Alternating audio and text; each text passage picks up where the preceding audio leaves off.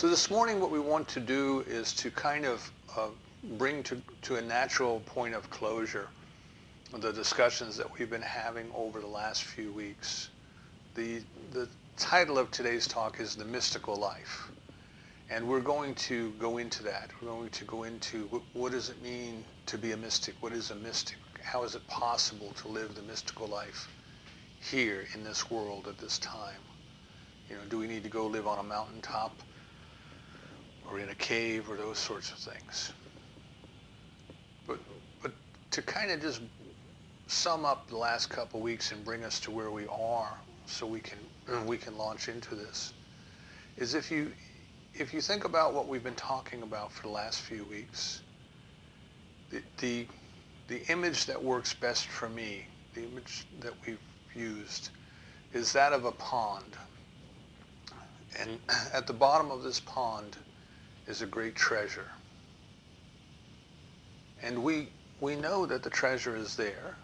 There is something within us that intuitively knows that this treasure is there. As Emma Curtis Hopkins says, we intuitively know that there's a good and we ought to have it. And that's what motivates all life. All life moves for its good, its idea of its good. But we know that this great treasure, this jewel, is there somewhere on the bottom. But the surface of the pond is very rough. It has a lot of ripples in it. The water is moving. And of course, if you've ever stopped and looked at a pond when the wind is blowing on it, when something is disturbing the surface, each little ripple starts to reflect the sunlight in a different way. So you can't really see through the surface. You're trying to look through the surface, and what you're getting is all these little lights reflected back into your eyes. You can't really cut through the glare and see what's below. And in addition to the ripples that are on the surface, which represent the activity of our undisciplined minds, of our minds jumping here, there, and everywhere, we've been reaching our arm down in the pond, and we've been busy doing things, and we've been moving our hand from here to there to everywhere. And of course, while we're doing that, we have stirred up the water and the mud. And even if we could see below the surface, we still wouldn't be able to see the treasure because of the murk that we have stirred up. And what we talked about over the last couple weeks is that this idea of this jewel or this treasure that is there, at first it represents to us better human existence, a better human life. We think that if we can find this, that we'll have better jobs or better health or better relationships, more fulfilling activity. All of those things that are just quite natural for us to desire as we go through the human experience. And we start to realize that those things are already there, they're already given. We understand the meaning of the scripture that says the gifts have already been given. The gifts have already been given. They're already there, they're already underneath the surface of that pond. And what we need to have happen is to get our minds to slow down, or perhaps not so much to slow down as to allow ourselves to disengage from the thoughts in our mind, to become untangled. The Buddhists talk about becoming entangled in our thoughts. So the thoughts may still be there, but they just don't grab us. We're just not following them. We're not thinking about everything that comes across our stream of consciousness and trying to follow it to a logical end. Oh, but what if that happens? And maybe I need to do this, and you know what I'm talking about. We keep engaging that thought. And if we wish to experience the good that we know is there, we have to find a way to break loose of the entanglement of our thoughts, which are represented by the ripples on the surface of the water. And we have to stop trying to make it happen. We have to stop doing the things that are causing the water to be murky. We have to be still and we have to know. And if you think about these two obstacles, I'll call them that for today, these two obstacles to the realization of the good that is already there, they fall into the intellect and the intellect's child, the ego. The intellect wants to constantly think and to analyze and to know and to weigh and to measure and to understand. And the ego thinks that it must do. It must do and it must win. It must be active. It must be first. It must be all of these things. So our spiritual practice, or practices is probably a better way of putting it, are all in one way, shape, or form for the purpose of being still, for the purpose of quieting the monkey mind, for the purpose of transcending the ego, words the ego hates to hear, transcending the ego, and just experiencing the gifts that have already been given. And what we come to realize is that while we may start out in our spiritual journey, we may start out with the idea that, well, you know, if I can do these things, if I can find a way to quiet the mind, to quiet the ego, to be still and to know, then I have a better human experience. And what we come to realize is that is true. That is true that we do. Right? There will be signs following, to put it in the New Testament terminology. But what we come to realize is that the greatest prize, the greatest treasure of all was not a better human experience. It was that in quieting the mind, in transcending and moving beyond the ego, letting mind fall off, letting ego fall off, that what happened to us is that we actually came into a contact with the presence of the divine. We had a greater experience of the presence of the divine. We come to realize then that all of our life, we've in one way, shape, or another wanted this experience of the presence of God.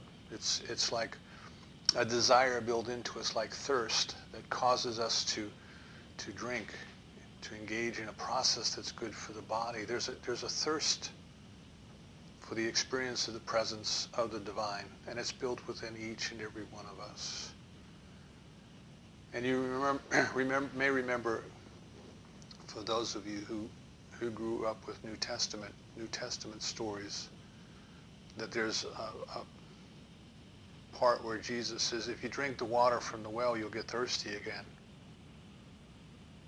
But if you drink what I have to give you, you'll never be thirsty again. We are thirsting, and in our human experience, we thirst after different things or different situations, and we may in fact experience them. But after a while, the desire returns. We become thirsty again, because these desires are not the ultimate. The ultimate of what we are seeking is we are seeking the experience of the presence of God. We don't know that. We can't articulate that. But when we start to have glimpses of the experience through our spiritual practice, even while we are looking for better jobs and those sorts of things, then we start to realize, that's what I really want. That's what my heart is really calling me to do. One of the early church fathers put it this way. He says, you have made us for yourself, and our hearts remain restless until they repose in thee. And he also said we wouldn't even have the desire to pray if God had not built it into our hearts. So this, to me, this is kind of an expression of the understanding that the divine has created us to seek it. Meister Eckhart said that God is like the child who clears its throat while playing hide and seek, so we will find it. That the divine is already within. It is already waiting in quiet repose. It is just there, patiently allowing us to let our mind wander and then follow it. To get ourselves busy with doing things that delude us into thinking that we've actually done it ourselves, until we get to the place in our spiritual growth where we understand, I ask nothing of thee, not even thy love. I only want thee. And this is the mystical life that I'm talking about. This is when we have decided to just turn our entire attention, our entire desire, our entire focus to the indwelling presence. Now, Dr. Holmes, for those of you who have the textbook, read the chapter starting on page 327, What the Mystics Have Taught Us. He does a great explanation in this chapter of what he means by the mystic. So what we are really seeking is we are seeking this this mystical life, this mystical experience. But if we are to seek it, if we are to experience it, we have to have some type of an understanding of what is it we're looking for, you know? What might we be doing along the way that's getting in the way? What might we do along the way to as Dr. Holmes puts it, to court the divine presence, to expect it. And how do we live this mystical way in this world that requires us to get up and go to work and drive cars and do all those other things? So the first thing we want to do is we want to start with the end in mind. We want to kind of define what we mean by this mystical life. And the reason I think we need to do it is if we have not had a mystical experience or an experience of cosmic consciousness, as Richard Maurice Bucke puts it. Another excellent book, by the way, Richard Maurice Bucke, B-U-C-K-E, Cosmic Consciousness. I think it's available for free on the internet. It's well over 100 years old now. But if we have not had the experience, we don't know what we're shooting for. You know, we understand intellectually the concept. Well, this is what we're trying to get to, right? We're trying to get to this this living constantly in the awareness of the presence of God within us. A real presence, Dr. Holmes tells us. You know, not just an impersonal power, but a real presence, a warmth, a friend, a comforter that is with us. Now, to give you an example, and I've used this one before, if you've never had a piece of chocolate, and I tried to explain to you what the experience of chocolate is like, I cannot. There aren't words that would allow me to convey to you what this experience is like. And it's probably true with most experiences. Now you can go forward and have the experience, and you can relate it to what I told you and say, oh, now I understand what Jim was trying to say. But until you've actually had that experience, it's an abstract concept to you. You can try to go and explain to someone else what it's like to have chocolate, and they won't understand. And in addition, when they do have chocolate, there's no guarantee that their experience is going to be the same as yours. There's still not a language to communicate it. You may be agreeing on things and saying, oh, yeah, I understand. You said it was like this, and yeah, and you may still have a totally different meaning of what those things are. So we have to recognize that this thing that we call the mystical experience, the awareness of the presence of the divine, is something that at first it's ineffable to us. At first it's something that we just have to kind of take other people's words for it, that there's this something there. There's this something there that we're trying to experience, that we're courting. Let's put it that way. It's not trying, because that gets us back into the doing and the stirring up of the mud, but we're courting. We're desiring this thing. We wish to have this happen.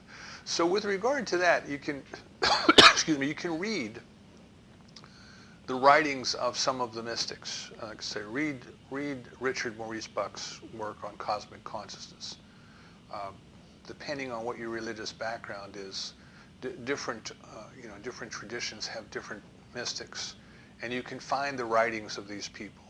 Hildegard of the 13th century, Meister Eckhart. Meister Eckhart was very practical. He was a parish priest. St. John of the Cross, Teresa of Avila. People like this who have become noted in their traditions as the mystics. And we can start to read about it and try to gain as much as we can, realizing that they can never convey to us what the experience is like. At least it can help us to realize that there is this other experience. There is this other way of thinking. There is this other way of being. And as I said, when Plato described it in the cave in the Republic, we need to listen to somebody who has gone outside the cave and come back in and tell us that there's another experience out there.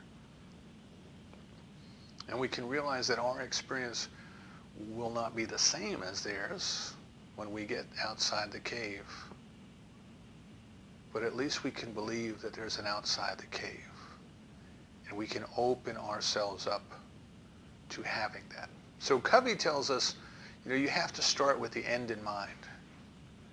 You have to kind of have an idea of what it's going to be like when you finish. And this was always hard when we were in corporate America, when I was coaching the executives and kind of explaining to them that in order to really motivate the group, they had to create a common vision, a shared vision of what the end state would be like, and it had to be one, it had to be one that people really wanted to go to. And a lot of times they couldn't do that. They would say, well, we'll be the best.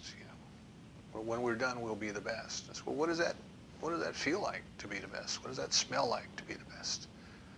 What does it taste like to be the best? Will my kids love me more because we're the best? Will my dog wag its tail harder? Put it to me in terms that are important to me. And it took time to get them to understand what it was to create a common vision and to get people to buy into it. So what is this vision then? What is this vision of the mystical life? And can we buy into it? And Dr. Holmes tells us, first of all, that a mystic is not a mysterious person. A mystic is nothing more than someone who has a deep inner awareness of the presence of God. That's it. A deep inner awareness of the presence of God, the activity of God, that jewel that's hidden beneath the surface of the pond, right? That kingdom that is within that Jesus told us about. A deep inner awareness the presence of God. Do we have to go sit on a mountaintop in order to have the mystical experience? Do we have to go live in a cave and stare at the wall for 9 years in order to develop the deep mystical awareness, the deep awareness of the presence? Is it something that we can do, something that we can have right here? And why should we even want it? And I think we've got to look at why we would even want it in these terms. We have to understand that that is our destiny. That ultimately that is where we are going, if we are not there yet. That all the experiences that we have had up until now in this lifetime and wherever we were before we got here, that all of the experiences that we have had have been moving us closer and closer to that. The evolution of our spiritual consciousness, the rising in consciousness, as Joel Goldsmith tells us. The purpose of our spiritual practice is for the unfolding of that consciousness. And we have to recognize that it's actually the consciousness itself that's unfolding as us. It has created us so that it could unfold as us. So it is inevitable that it will do so. But we have been given free will along the way. So we can kind of decide, do I want to do it now? Do I want to do it later? Do I want to cooperate? Or do I want to go off here and have fun and do all these other little things that distract me in this life? But at some point we come to realize that that is the end. As far as we know, at this stage of our development, that is kind of the vision of what we are becoming.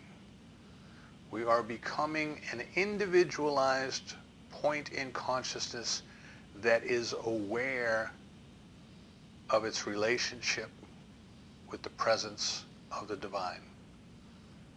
We are an individualized point in the presence of the divine that is becoming aware of itself.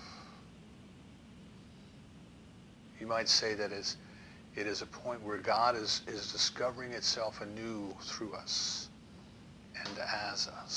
So it is the end of spiritual practice in terms of it is the desired end state, it is the vision that we are moving to. And many religions teach this in different ways. And of course some of them teach, well, it's something that happens in a place called heaven after you die. You have to get out of this human life and go to this place called heaven, and then you can experience the presence of God. And if we step back far enough and look at that, that is true in the sense that, as we said a couple of weeks ago, we have to let go of the human life. We have to let go of the idea that we're human. We have to let go of all of our ideas about how the traditional human ways of thinking and doing and being are real, and understand that they are just agreements, if you will, agreements in consciousness.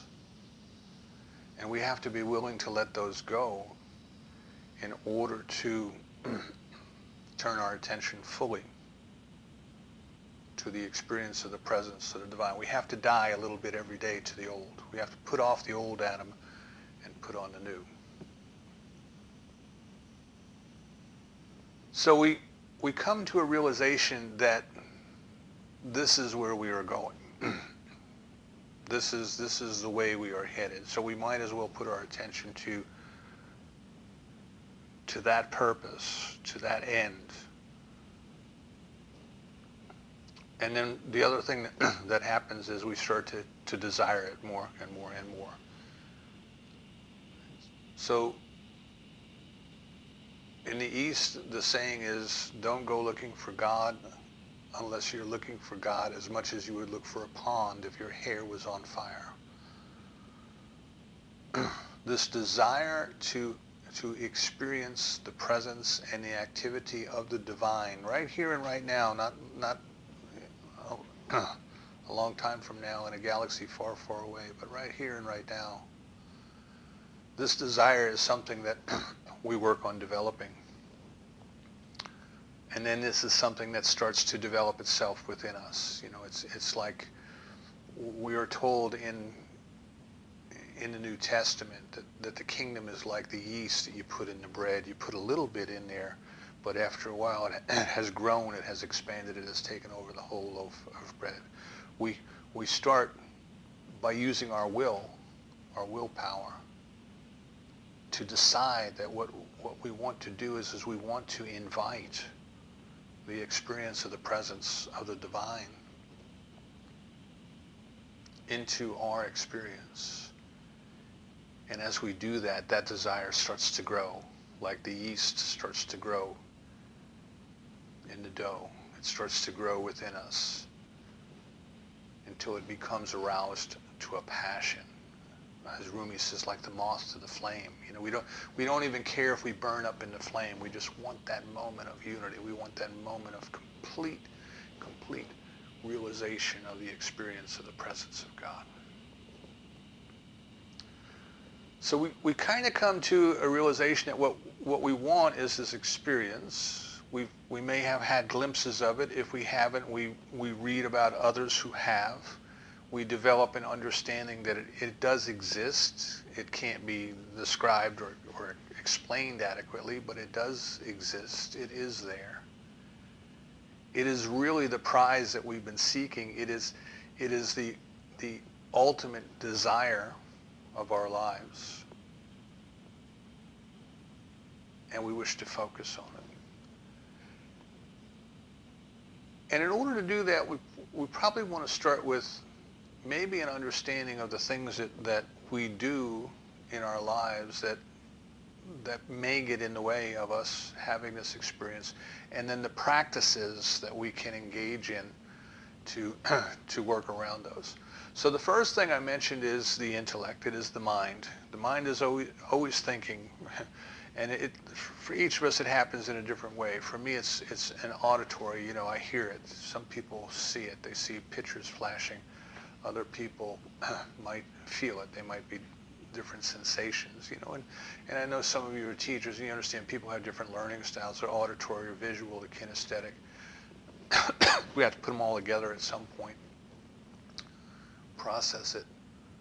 But thinking is occurring, and I say that very deliberately. It's not like I am thinking. First thing we want to do is break away from that I am thinking. It's just thinking is occurring. Thoughts are taking place.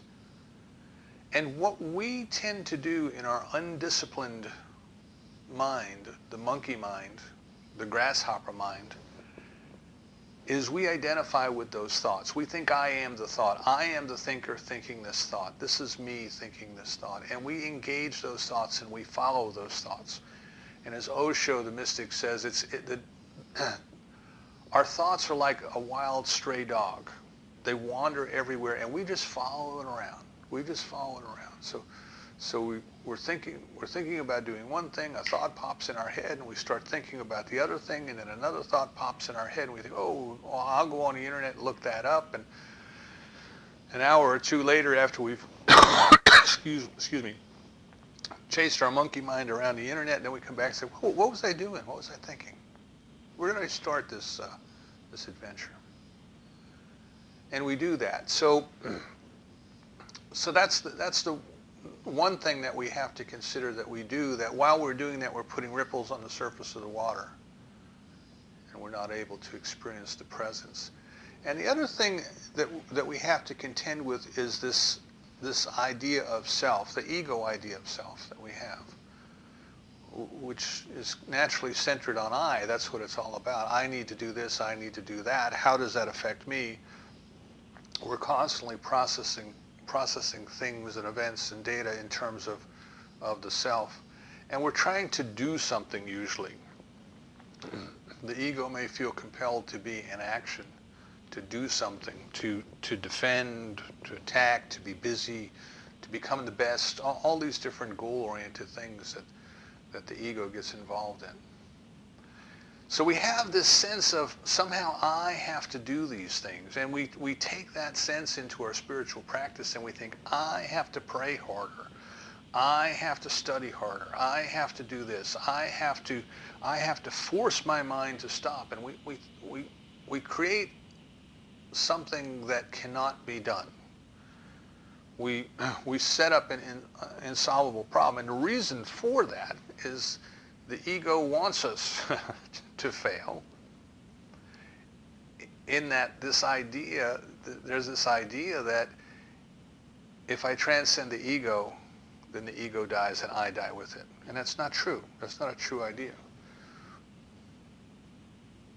But the ego acts as if it's true, and it tries to protect itself. It fights for its life.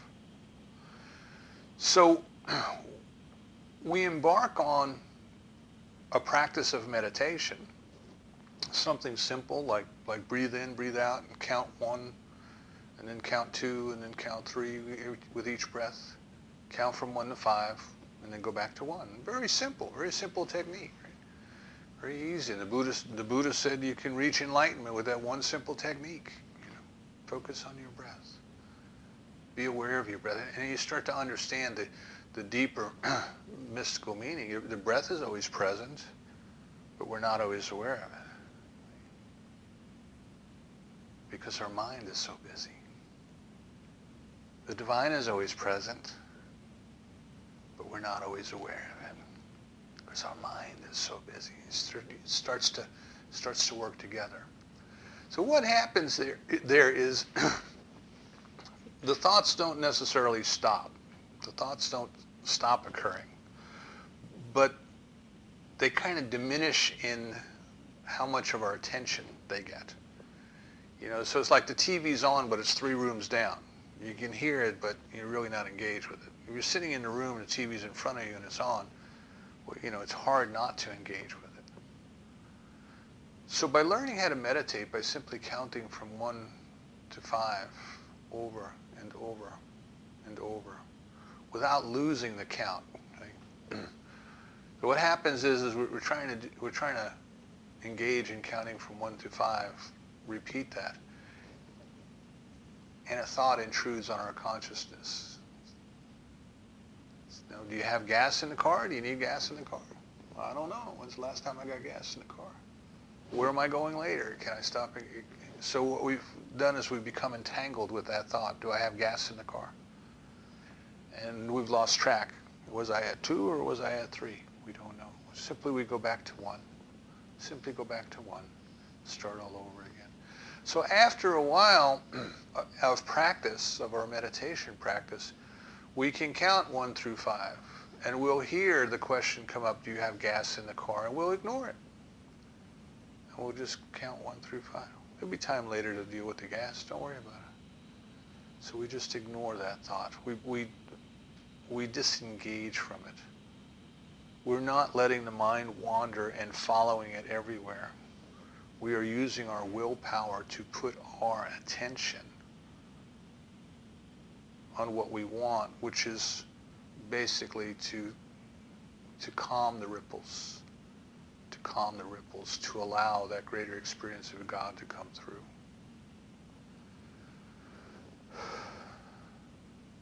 Then what we can do is we can do a form of contemplative meditation. And in that contemplative meditation, we're really courting the presence of God. We are courting it. So we may start with a verse of Scripture. We may start with something that has great meaning to us. The Lord shepherds me, I lack nothing.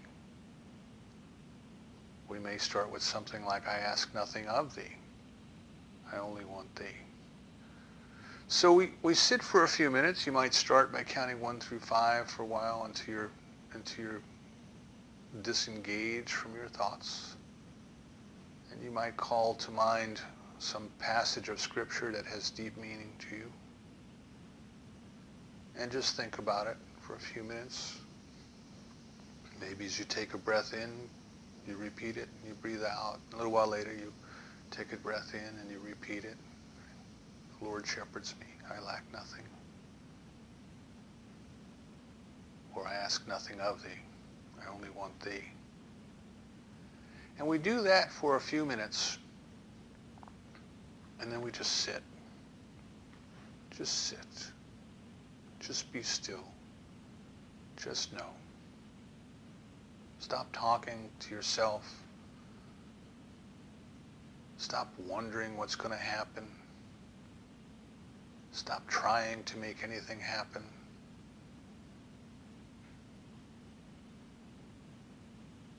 And just be still. And just for a few minutes. The whole thing might take 5 or 10 minutes, just for a few minutes. And you'll want to do that as often as you can. As often as you can during the day. Maybe 4 or 5 times a day. And if you can't do it for 5 or 10 minutes, do it for 1 minute. Just be still. Just close your eyes. Close your eyes when you're on break. Just close your eyes and repeat to yourself whatever your line of scripture was that you were working with. And just be still and feel the presence and invite the presence and court the presence. And a technique for helping to transcend the ego, because I said the intellect and the ego are kind of our two biggest obstacles, and I'm talking now about the spiritual practices to help us move beyond them. One of the best things that I have found for dealing with that is it's an analytical meditation. It's a reflective meditation. And what you do is you start your meditation and you start your counting, 1 through 5, which is kind of the anchor of all meditation. And then a thought comes up. Thought might be, do I need gas in the car? And all you do is ask, or all you do is observe, rather. Oh, there goes a thought. There goes a thought. And you do that for a while. And that might be for a day, and it might be for a week, or it may be for a month until you get tired of it, you get bored. And then you ask when a thought comes up, well, where did the thought go? Right, the thought comes up, and it goes somewhere. Where did the thought go? Where did the thought go? After a while of doing that, then you ask yourself, for whom did the thought arise? For whom did the thought arise? Now what this is doing so far is this is helping you again to disengage from your thoughts, right? Because now you're recognizing thoughts are transient things. You don't have to deal with them. You can let them go. But for whom did the thought arise? Was it just only for me? Was it only my thought? Or was it a thought that was just occurring and I happened to tune into it? For whom did the thought arise? And now here's where you get into the dissolving of the ego, the dissolving of the I. I am the one who had the thought. And then you ask, well, who is the one observing the thought? Now think about that for a minute. There's a thought, and there's something or someone aware of the thought. Well, who is the one observing the thought? Is the thinker observing itself? Or is there something else observing the thought? And we do that for a while. Who's, just a question, don't answer it. Who's the one observing the thought? Who is the one observing the thought? And then after you do that for a while, you go, who is the one observing the observer? Who is the one observing the observer? Now you have a thought. You have an observer of the thought, but then there's another witness that is observing both, you see? And as we do this, what starts to happen is the ego sense of I starts to become diminished, and we become more the witness, more the observer of ourselves and of life. We kind of lose this sense of urgency that I must be the one that does something, and I have to do this, and I have to do that, and this is happening to me, and all those things, they start to diminish, and we can get kind of like the Buddhists to say, it's happening, it's just happening. So when we get angry, instead of saying I am angry, we can honestly say anger is occurring. Anger is occurring, but the witness to the anger does not have to experience it, does not have to identify with the one experiencing it. So we learn to become detached from both our thoughts, which are not necessarily ours, but they are thoughts, and from the emotions. They're just things that are occurring. So what we come to realize as we move down this road in our spiritual growth, as our mind starts to become detached from these things, we start to realize that we are truly the observers. We are truly the witnesses. Whatever I am, I'm not the one doing it. I'm not the one forcing it to happen. But there's a deeper I, which is the one observing. And yet, when we think about the observer, we can think of there's an observer, and there's one observing the observer, and there's an observer observing all of that. So this very definite opinion of what I am starts to dissolve. There's still an observer, there's still a witness, there's still a me, but it's a different sense that I had before. And what we kind of realize is that as we've gone all through life, see, I want you to think back to your earliest childhood memory, whatever that is, however old you might have been. Go back to as far as you can think, and ask yourself, well, what happened to the body that you had when you were that age? Were you 5? Were you 3? Were you 2? What happened to the body that you had then? And that body's gone. It's turned to dust. What happened to the building you were living in? You're probably not in that building anymore. Most of us are not. What about the people who were around you at the time? They're probably all gone. Different places, some have passed on. Think of all of the things that have changed in this world from the time that you were very little.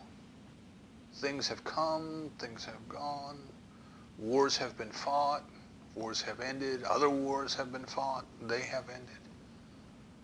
Businesses were born, businesses died.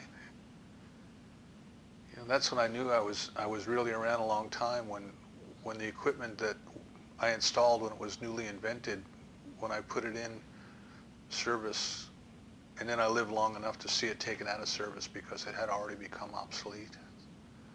The point is that everything in the world is changing, but you, the observer, still exists.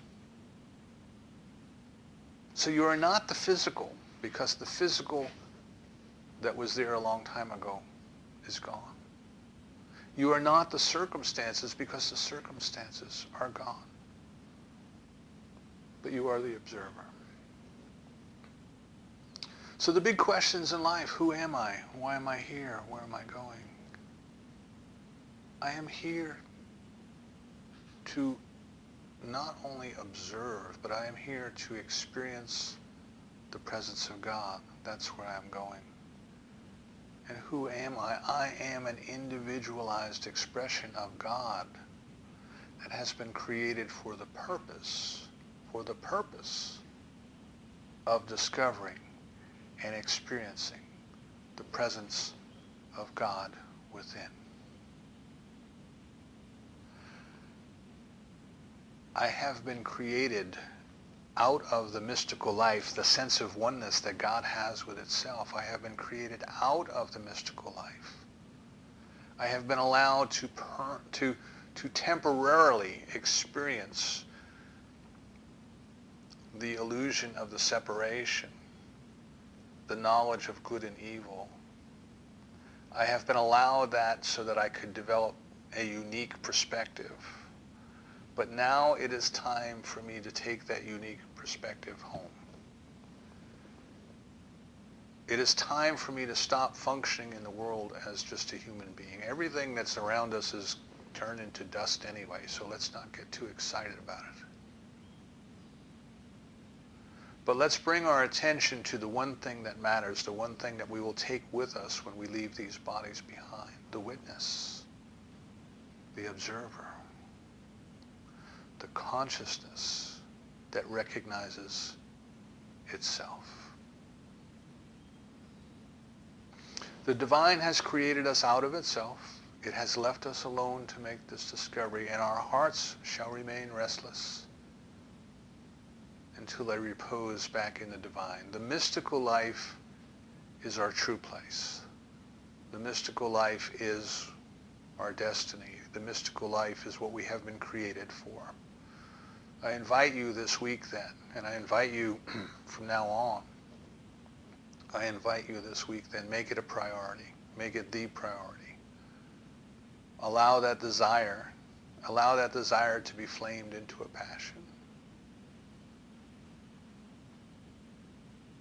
There's something that we learned as children in catechism that I'll share with you, and it worked for us. I was in a Catholic church as a child growing up, but it works. It works no matter what. And that was a very simple prayer, and it was, "Come, Holy Spirit, fill the hearts of your faithful and kindle within them the fire of your love." And I use a version of that. I use a version of that when I just sit and I do my short contemplative meditation.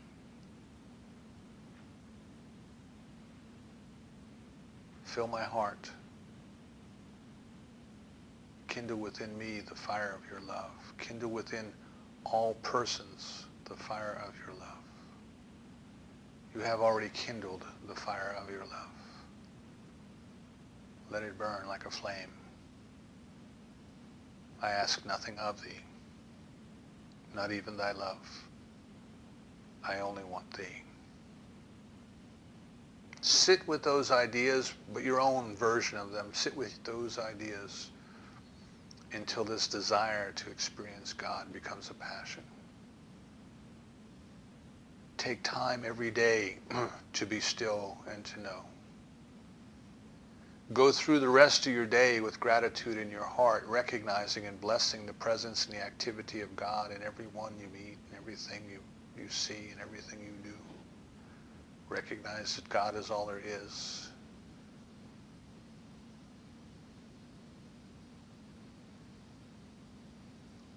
Let's focus with the end in mind.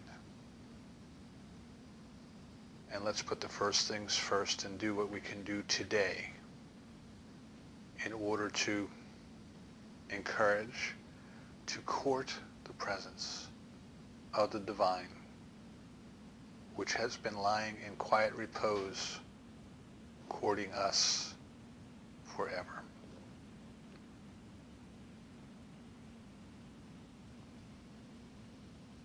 I can think of nothing better for us to do with the time that we have here on this earth than to devote our full time, our full attention, our full spiritual practice to the experience of the presence, to live the mystical life. And so it is.